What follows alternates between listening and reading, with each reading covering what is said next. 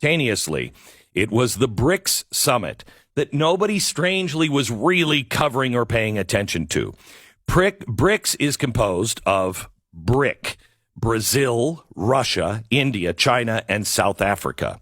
It's just 5 countries, but the potential is massive.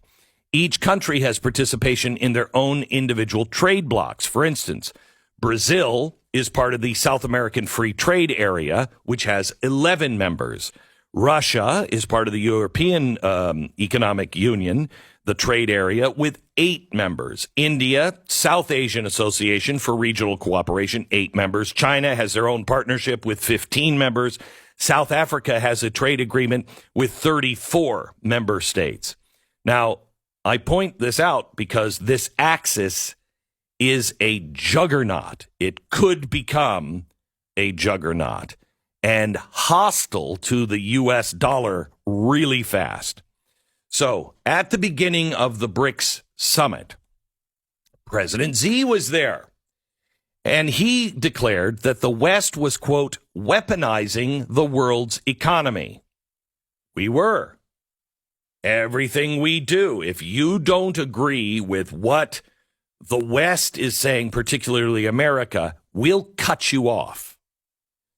Well, that's not really a stable system. So they got together in the BRICS, at the BRICS summit, they laid out 75 points. And here's what President Xi was saying. He urged people in the West to read it. Now, why would he do that? Because he wants you to know exactly what's coming. For the economic axis of evil or good to replace the dollar international system, they must first find a way to operate outside of the IMF, the World Bank, and the World Trade Organization. And the dollar is the last one. The IMF, the International Monetary Fund, and the World Bank. These are the ones that, kind of settle debts and work together and decide who's going to, get some bailouts, who's not. The WTO is the Western Trade Agreement. And then the dollar is the one that everybody uses. Points 37 and 38 are about, quote, enhancing cooperation on supply chains between BRICS countries and their partners. And it goes into specifics, but it's clear what this is about.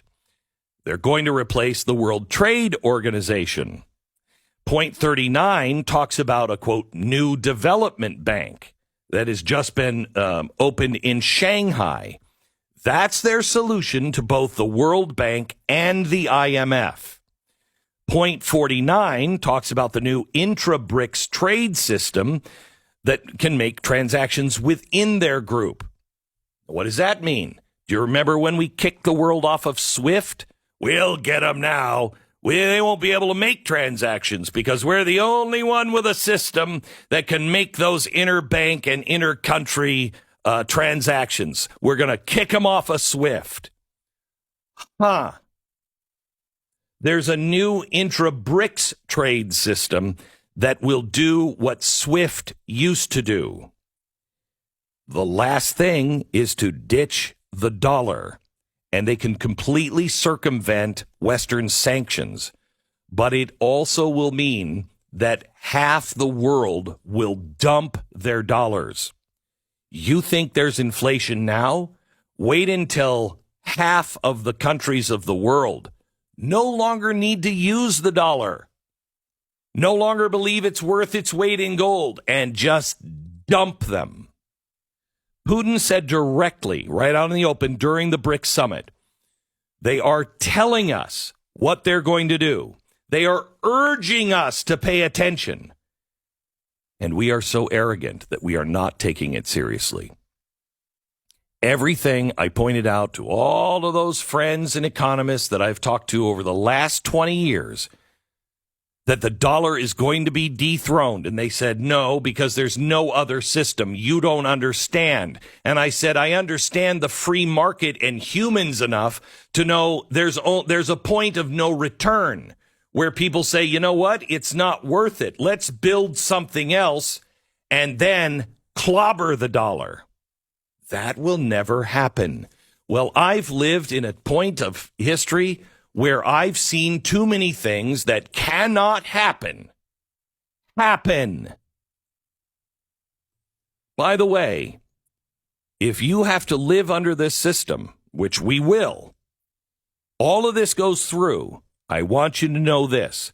Brazil is the world's second largest soy producer. Russia is the largest wheat producer. South Africa is top 10 in corn. China has a quarter of the world's grain. India is number 2 in rice. You add Saudi Arabia and we're done.